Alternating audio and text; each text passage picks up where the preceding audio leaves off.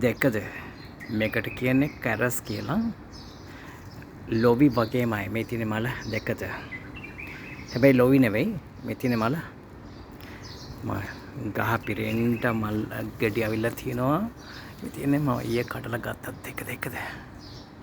හරි. මේක ලොවි නෙවෙයි හැබැයි ලොවි වගේමයි. දැක්කද? සෑහන ගෙඩි අවිල්ලා තියෙනවා.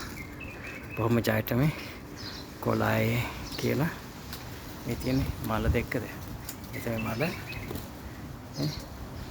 ලස්සනට අවිල්ලා තියෙනවා හරි. කියන්නේ මල්ල අවිල්ලා තියෙන්නේ. හරියට ලොවි වගේමයි මේ කොළේ දැක්කද?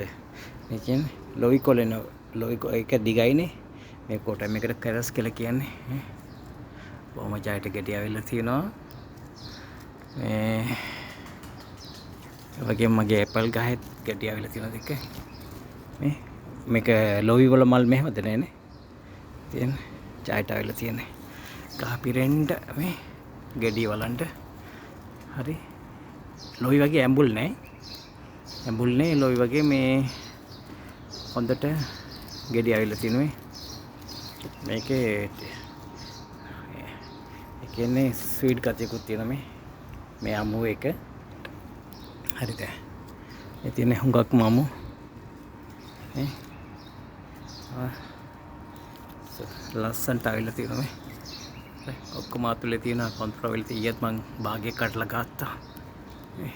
ජයට අවිල්ලා තියෙන්නේ. පොඩි ගහ තමයි.